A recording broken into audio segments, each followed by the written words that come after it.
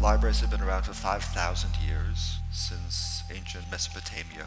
They are the oldest cultural organization in human history, the only organization that has preserved human culture across not centuries but the millennia. I can say this maybe more frankly than I ever could before, but I simply have no tolerance for people who think that libraries are going to be an anachronism at any point soon. The future of libraries has in fact already been described, at least by one critic, one great scholar, Anthony Grafton.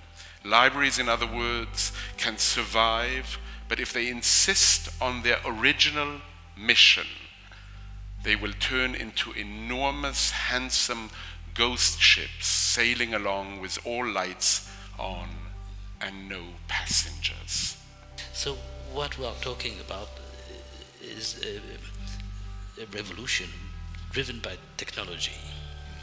Basically, like Gutenberg, we have to turn this into a new step in civilization. I would say, I would challenge it by saying that it speaks to a certain fear.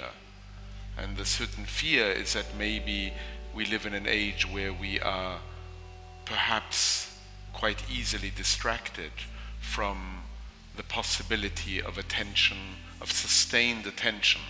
Until recently, humanists have always worked alone. But what we want to do at the library now is make their presences known. So if you signed in and you saw on a screen that there were 15 other people working on Hamlet here, or Shakespeare, or Elizabethan literature, or history, or economics, or if you're working on the Italian Baroque and you see that there are people at the library in the same week that you're going to be here working on the Spanish Baroque theater, what have you, suddenly, and you give them a coffee shop, wow.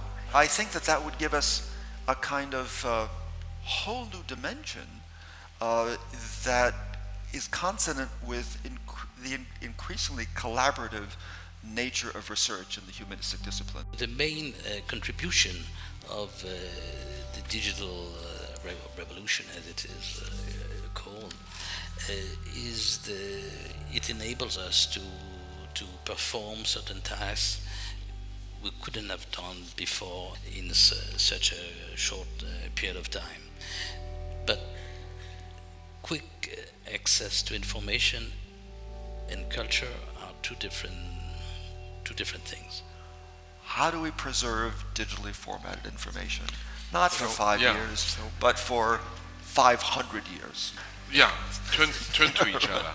This is one of the biggest challenges we face, because we know that digital material can be lost, damaged very easily. Has been. And we could even come to the paradoxical conclusion that in some cases, to preserve this material, we have to print it.